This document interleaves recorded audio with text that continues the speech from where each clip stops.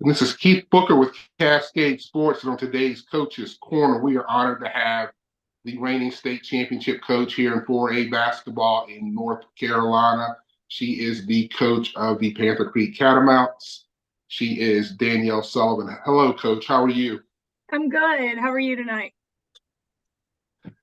Oh, a beautiful Sunday, just like you, doing family stuff and whatnot. We're really appreciative that you're taking few minutes of your valuable time to talk to us about yourself, your career, your team, and the ongoing state championship basketball playoffs in the NCHSAA. Uh, on this show, we like to start from the beginning. How did basketball become a part of your life? When did you start playing, coaching, loving the game? Who introduced you to the game? Tell us a little bit about that. So I've played since I was 5. Like, basketball is all I know. All of that goes back to my dad. My dad was a incredible athlete, and I kind of just tagged along, whether it's basketball. He played, softball. He played baseball. He played football. So he is kind of who started it all, and kind of who still, he's the guy I call after every game. Dad, what'd you see? What'd it look like? I don't know a life without basketball. I played at the high school level, went on to play at Emory and Henry for 4 years, and then decided I was going to be a public accountant.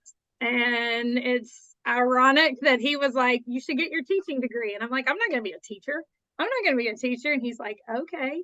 That lasted a couple of years, and then I was like, I can't work tax season and coach basketball. And there was something missing. So, Coach, where did you grow up? Where did you grow up? Outside of Blacksburg, so in Virginia. Okay, so you're from the Old Dominion, Southwest Virginia, up by Virginia Tech, right? I am. A lot of good athletes come from Southwest Virginia. Yeah, so I ended up going back and getting my teaching degree and started coaching AAU in Virginia, and was there for about 4 years. And then I made the move and coached for a year at St. Paul's High School. And then 11 years ago, I took over Panther Creek, and that's been home for me for the last 11 years. So basketball is kind of all I know. Wow. Well, you know what? You know it well, because you've built one of the better programs in the state of North Carolina and whatnot. You've had a tremendous amount of success, which I guess culminated last year with a state championship run and whatnot. Tell us a little bit about how you built the program and how it all culminated in such great success last year. I would say for any new coach, any coach taking over a program, there are a couple that are lucky enough to have some instant success. It took me a while, because I think it takes a while to change some culture, to change some expectations, to get the kids to really, it's all relationship based. And I will believe that forever, that everything we do as coaches is relationship based, and kids will run through a wall for you if they know you love them, care about them, believe in them, and there's a relationship and there's trust there. So, I would say it probably took about the first 6 years, 5 or 6 years, to, kind of overhaul what Panther Creek was. I had some good athletes through that time. Kennedy Heath, who's playing at Harvard. Erica Reed came through. I had Gabby Rogers. There were several of them through there. Zayna Boyd just finished up a playing career. Rosie Pearson is at Bridgewater. So I've had some, but I knew when Taylor Barner and Olivia Tucker and Kirsten Smalls came in as freshmen, and in front of them, was your Madison Jordan and your Amira. And I knew Erica, her class wasn't a couple. I knew that there was a change coming, because basketball was no longer something we just did from October to February. It wasn't just something that they showed up then. It became a part of our summers and our Saturdays. And that was the hardest part for me, is getting parents and players to understand that if we're going to truly be successful, it can't be something we pick up and put down. Like, it can't just be something you do when you want to do it, because there's a lot of days you don't necessarily want to do it. But, in order to get where I knew we could be, you got to put in the time, and you've got to put in the work, and the hours are long, and the job is thankless, and it is hard. And, it took us a while. So when that crew came through, and then I think the biggest change for me, and we're seeing a lot of it, is the parents. I had some really good parents who really put some trust in me and let me coach their kids. And they were the advocates for me in the stands. And that was huge. Having parents who believed in you and believed in what you were trying to do. I have a great support staff at the high school. And so, about 5 years ago, things started to change, and they started to change a little bit at a time. And when Olivia and Taylor and Kirsten, that freshman class came in, that first year was the year that we got thrown to the West. So it was just a weird year. North Meck had to come to us first round, and then we had to go to Providence. And that was when Delaney Hill was, is she a senior this year? Because she was there and she ate us alive. She is. Now. Ate us alive when we went to Providence. We traveled on the bus for what seemed like she's a great player. She's a great player. She's going to Albany, and it's funny that you talk about Delaney, because this class of athletes, in the 24 class specifically, I know with Madison and Mirror, you had some great 23s, but have you ever seen a class in North Carolina that you've been coaching as strong as this 24 class? I mean, when you talk about, we got the National Player of the Year, we got Blanca Thomas, we got obviously Taylor and Olivia and Emerson Thompson and Delaney Hill and Grayson Goff, and the list goes on and on. And I know if you're AAU and you're in your public school coaching, you come across a lot of these kids. What do you think about the class of 24? Is it the best in North Carolina that you've ever seen? I think right now it's the most consistent across the board. Like, I think there are, I don't believe it is just one or two. I mean, there are a lot of teams in North Carolina that have, a stud, a couple of studs that just make them go, that makes it hard to game plan, because it's not just, I felt like even this year, up until Taylor got hurt, like, we were a hard team to scout, because you could put all your eggs in the Taylor basket, but then you had to play Liv, and then you had to play Kirsten, and that gave that. I think it's the same thing, on the West. You can put all your eggs in the Blanca Thomas, her, but you got to do something with Grayson. And then they've got a couple little guards that are drastically improved from last year that you got to play them too. I think, your Mallard Creek, your Lake Normans, like your Watai, like, they're speaking specifically on the West side. There a lot of those teams, I have thought all this whole year, like, y'all are beating yourselves up on the West before you ever get to, this run, the state championship run. I think it is, I think on the East side this year, there are several, but I think the West by far has more teams that have high name players that are being talked about, with your Delaney, with your Providence, with your Delaney Hill, who, she is a name that we know on the East. From that, she's not necessarily a Blanca who's going to Carolina, but we know who she is. And if we had to play them, we're gonna have to scout them hard.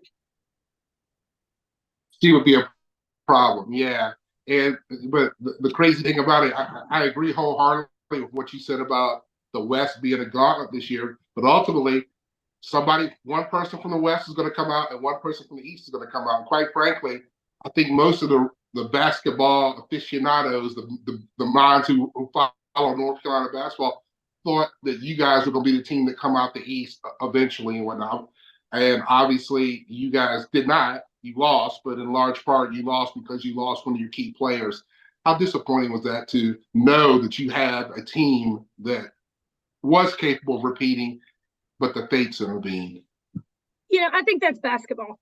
And I can say that now on the other side. It was not a easy pill to swallow by any means. I think, that locker room that night at Green Level, we had just won the conference tournament championship, and it was probably in 11 years at Panther Creek the hardest locker room I ever had to walk into and be the adult and be the coach and keep it together and acknowledge that we were all hurting.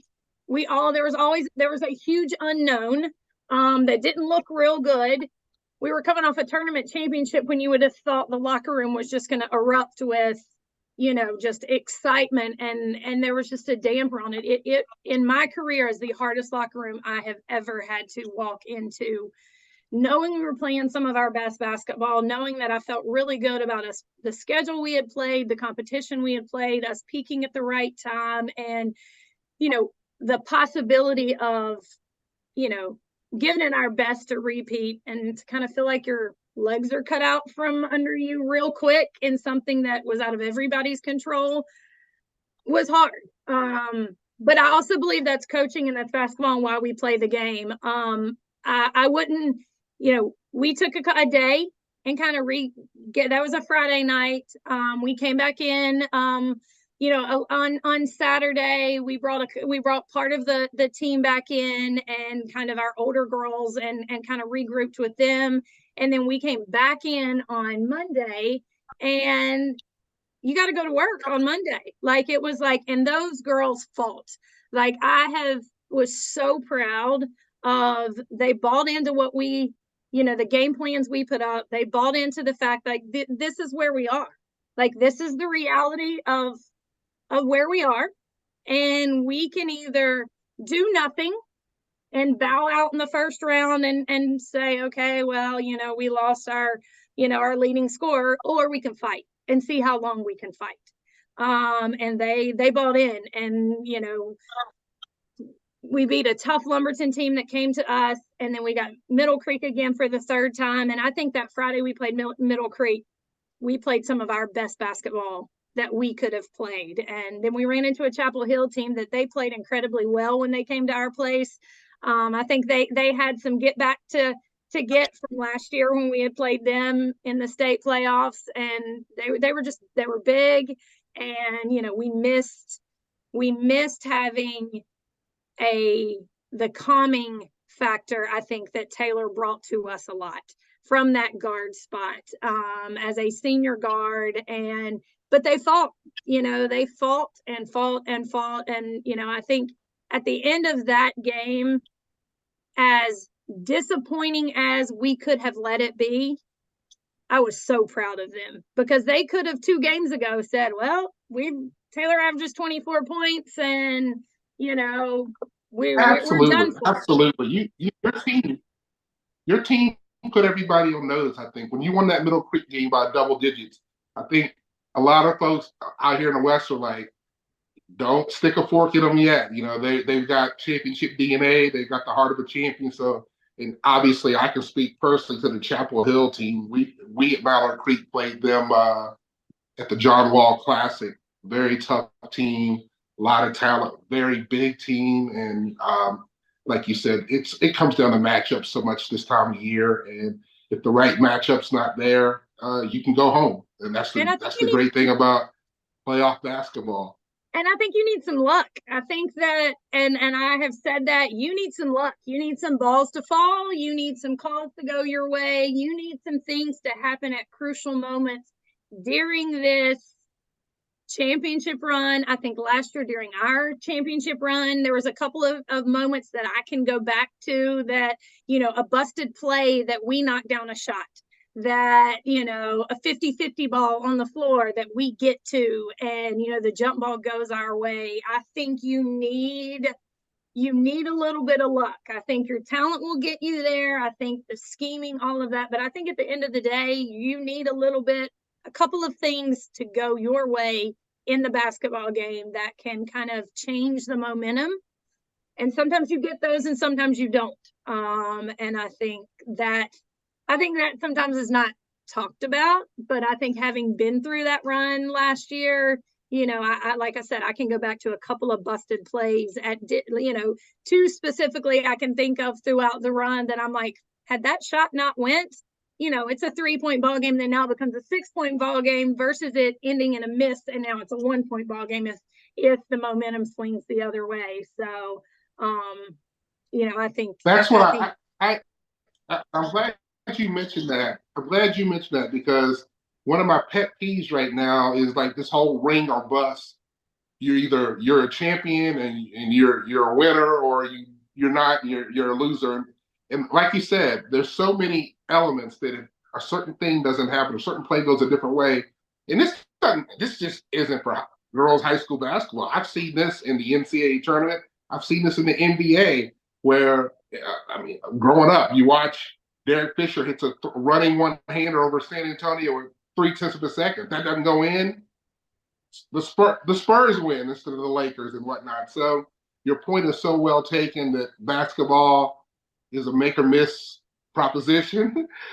Injuries are involved, as you absolutely know. So there's just so many different variables that go into winning a championship: good health, good fortune, good matchup.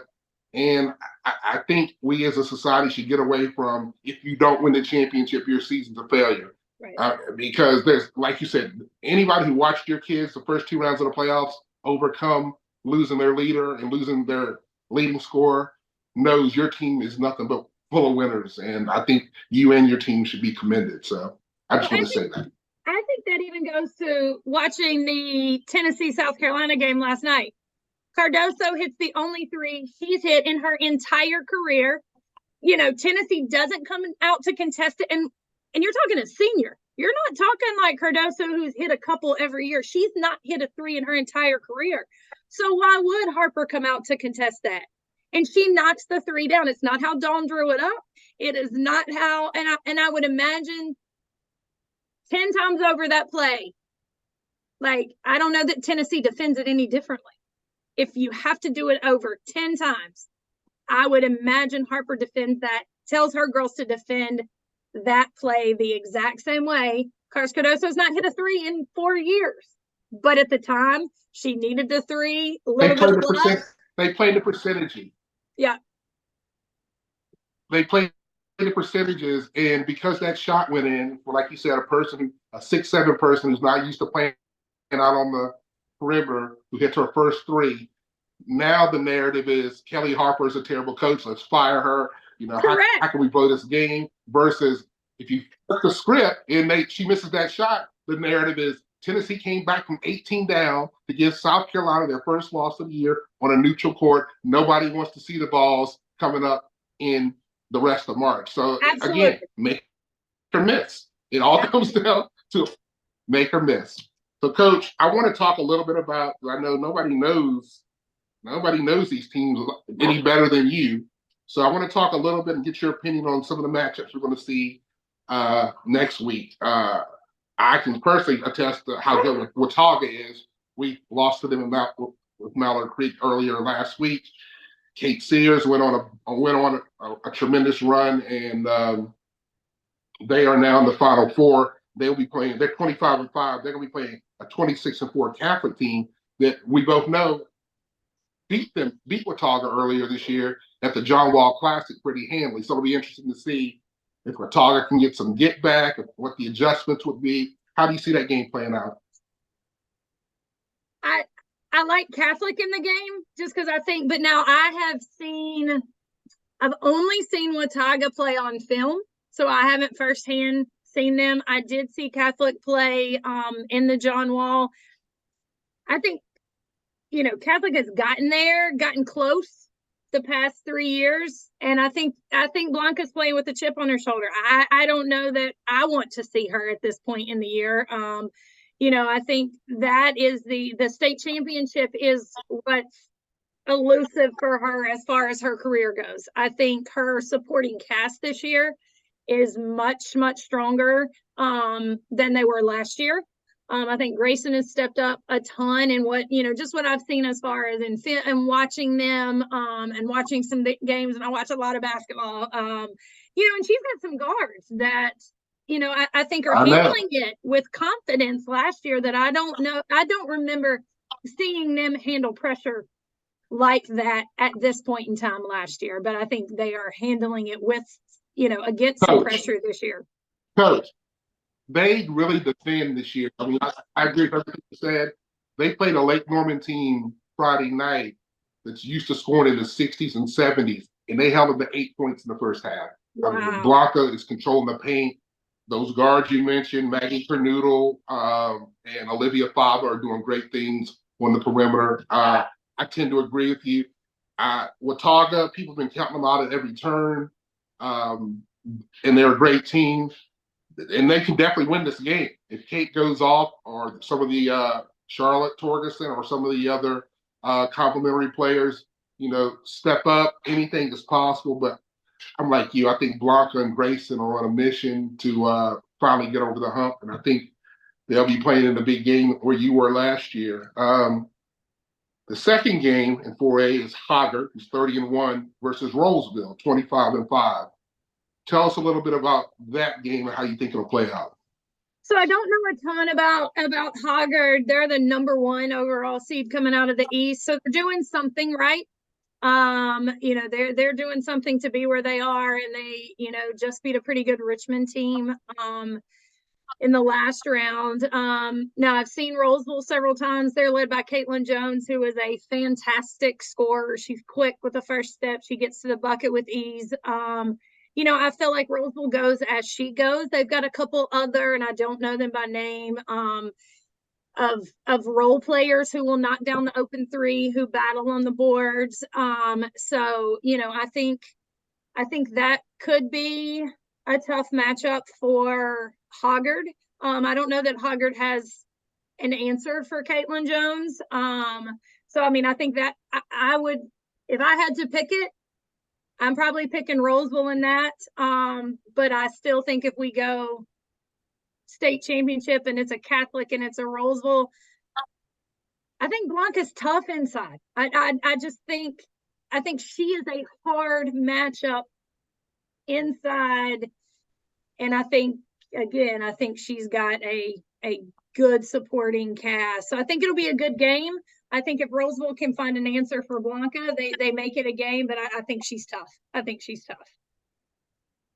It sounds like Coach is calling a Charlotte Catholic state championship, which I don't necessarily disagree with. I tell you what, I'm like you. I don't know a ton about Hoggard, but selfishly, if I didn't love the Catholic kids so much, I mean, Lily, my daughter, played with Blanca and Grayson in AAU, so they got some history, great families. We love the kids. I'll be honest, if Charlotte Catholic wasn't involved, I'd probably be rooting for Roseville, because it'd be cool to say we beat the state champion by 46 points. Mallard Creek played Roseville earlier this year, and we beat them by 46 points. Right. So I know selfishly, since our season didn't turn up the way it went, the way we would have hoped, it'd be like at least nice to say, hey, we beat the state champion by 46 points on a neutral court.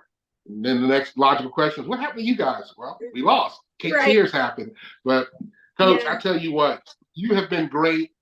We appreciate you so much. I was telling my colleague, the first time I really got a chance to talk to you was up in DC when Panther Creek was playing at a tournament that I was attending. I believe it was the She Got game, and it was just so great to talk to you then. And you said, if you ever need anything, ask me. And then I called you up about working Select 60 and everybody, and you were so kind enough to give your time and energy and come down from Raleigh, Cary area to come to Charlotte. And we got rave reviews about your coaching style and how you interacted with the girls and how your instruction, which wasn't shocking. And now you're giving me your time now. You are a basketball lifer, I can tell, and we are so appreciative to have you in the women's game. Do you want to shout out anybody while you got the floor? So I'm going to give you the floor, and then I'm going to let you get back to your Sunday evening. I don't want to shout at anybody. I've got a great support system. I couldn't do what I do with, I've got a husband who's on the bench with me. I've got a 7-year-old who thinks that he is one of them and is at every practice and at every game. But I think beyond that, I've got a great group of parents and girls and a great group of admin at Panther Creek who support me and, allow me to do what I love. So, I'm in a good spot, in a good situation. And, I'm happy. So, I'm happy when I'm around basketball and with a good support system. It's a good place for me to be at this point.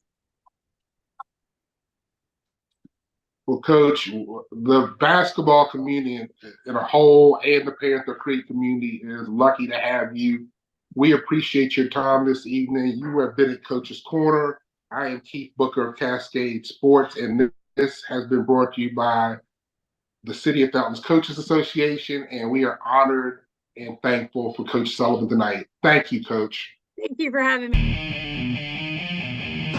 This program is brought to you by the City of Fountains Coaches Association.